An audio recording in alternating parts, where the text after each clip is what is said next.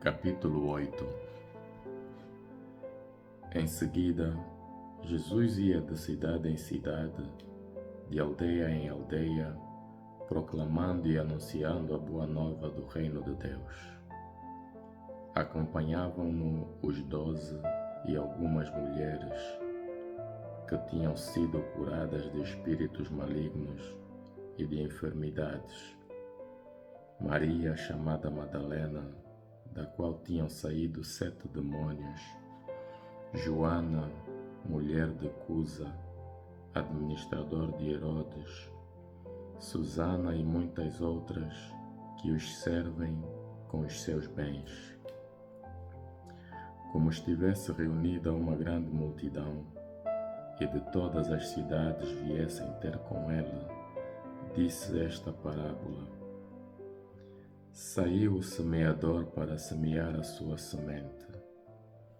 Enquanto semeava, uma parte da semente caiu à beira do caminho, foi pisada e as aves do céu comeram-na.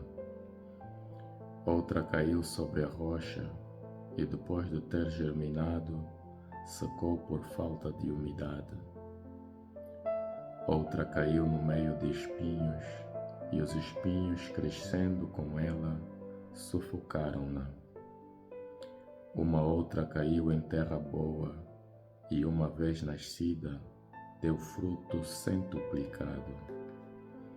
Dizendo isto, chamava: Quem tem ouvidos para ouvir, ouça. Os discípulos perguntaram-lhe o significado desta parábola. Disse-lhe: A vós foi dado a conhecer os mistérios do reino de Deus, mas aos outros fala-se-lhes em parábolas, a fim de que vendo não vejam e ouvindo não entendam. O significado da parábola é este: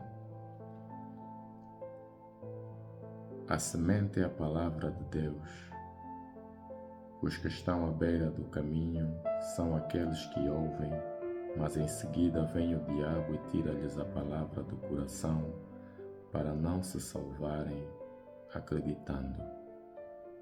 Os que estão sobre a rocha são os que a ouvem, recebem a palavra com alegria, mas como não têm raiz, acreditam por algum tempo e afastam-se na hora da provação.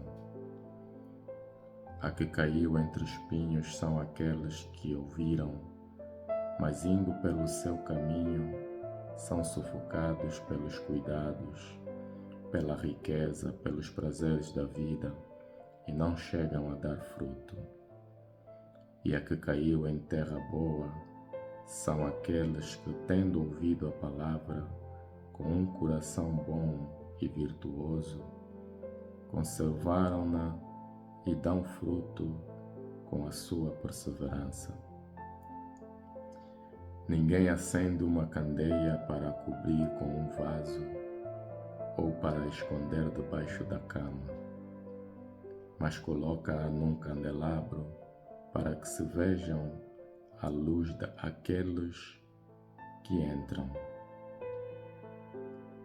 Porque não há coisa oculta que não venha a manifestar-se, nem escondida que não se saiba e venha à luz. Vê depois como ouvis, porque aquele que tiver, ser-lhe-á dado, mas aquele que não tiver, ser-lhe-á tirado mesmo que julga possuir. Sua mãe e seus irmãos vieram ter com ele, mas não podiam aproximar-se por causa da multidão. Anunciaram-lhe: Tua mãe e teus irmãos estão lá fora e querem ver-te. Mas ele respondeu-lhes: Minha mãe e meus irmãos são aqueles que ouvem a palavra de Deus e a põem em prática. Certo dia, Jesus subiu com os seus discípulos para um barco e disse-lhes: Passemos à outra margem do lago. E fizeram-se ao lago. Enquanto navegavam, adormeceu. Um turbilhão de vento caiu sobre o lago e eles ficaram inundados e em perigo.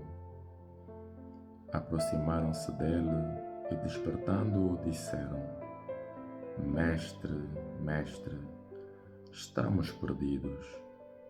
E ele, levantando-se, ameaçou o vento e as águas, e se acalmaram. E veio a bonança.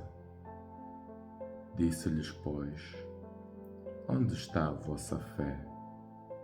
Cheios de medo e admirados, diziam entre eles: Quem é este homem que até manda nos ventos e nas águas, e eles obedecem-lhe?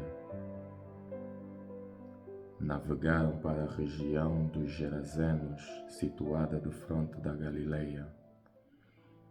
Quando desceu para a terra, veio-lhes ao encontro um homem da cidade, possesso de vários demônios, que desde há muito não se vestia nem vivia em casa, mas nos túmulos. Ao ver Jesus, prostrou-se diante dele, gritando em alta voz: Que tens tu a ver comigo, Jesus, Filho de Deus Altíssimo? Peço-te que não me atormentes. Jesus efetivamente ordenava ao espírito maligno que saísse do homem, pois apoderava-se dele com frequência. Prendiam-no com correntes e grilhões para o manterem em segurança, mas ele partia as cadeias e o demônio impelia-o para os desertos. Jesus perguntou-lhe: Qual é o teu nome? Respondeu: Porque muitos demônios tinham entrado nele e suplicaram-lhe que não os mandasse ir para o abismo. Ora, andava ali uma grande vara de porcos a pastar no monte. Os demônios suplicaram a Jesus que os deixasse entrar neles. Ele permitiu. Saíram, pois, do homem, entraram nos porcos e a vara lançou-se do alto do precipício ao lago e afogou-se. Ao verem o que se tinha passado, os guardas fugiram e levaram a notícia à cidade e aos campos. As pessoas saíram para ver o que tinha acontecido. Vieram ter com Jesus e encontraram o homem de que tinham saído os demônios, sentado a seus pés, vestido e em perfeito juízo. Os que tinham visto contaram-lhes como o possesso tinha sido salvo. E toda a população da região dos Gerazenos pediu a Jesus que se afastasse deles, pois estavam possuídos de grande temor. Jesus subiu para o barco e afastou-se dali.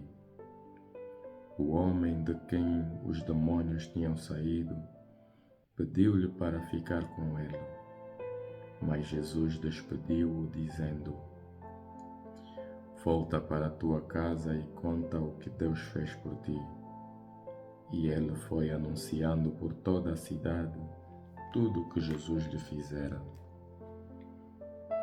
Quando regressou, Jesus foi recebido pela multidão, pois todos estavam à sua espera. Veio ao seu encontro um homem chamado Jairo, que era chefe da sinagoga. Caindo aos pés de Jesus, suplicava-lhe que entrasse em sua casa, porque tinha uma filha única, de uns 12 anos, que estava a morrer. E quando ele se dirigia para lá, a multidão apertava-o a ponto de o sufocar.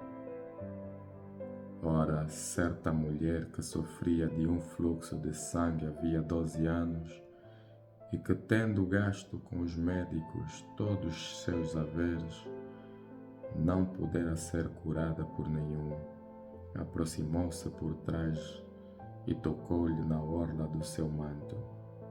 e naquele mesmo instante o fluxo de sangue parou. Jesus perguntou: quem me tocou? Como todos o negassem, Pedro e os que estavam com ele disseram: Mestre, é a multidão que te aperta e empurra. Jesus insistiu: alguém me tocou, pois senti que saiu de mim uma força. Vendo que não tinha passado despercebida, a mulher aproximou-se a tremer e, lançando-se aos pés de Jesus, contou diante de todo o povo por que motivo lhe tinha tocado e como ficara imediatamente curada. Disse-lhe Jesus: filha, a tua fé te salvou. Vai em paz. Ainda ele estava a falar, quando alguém da casa do chefe da sinagoga veio dizer: a tua filha morreu. Não continues a incomodar o mestre. Mas Jesus, que tinha ouvido tudo, respondeu: não tenhas receio. Crê somente e ela será salva. Ao chegar a casa, não deixou entrar ninguém com ele, a não ser Pedro, João e Tiago, assim como o pai e a mãe da menina. Todos a choravam e pranteavam. Jesus disse: não choreis, porque ela não está morta, mas dorme. E por saberem que ela tinha morrido, troçavam de Jesus. Mas ele, tomando-a pela mão, chamou-a dizendo em voz alta: menina, levanta-te. O espírito voltou-lhe e imediatamente se levantou. Jesus mandou que lhe dessem de comer. Os pais ficaram estupefactos e ele ordenou-lhes que não dissessem a ninguém o que tinha acontecido.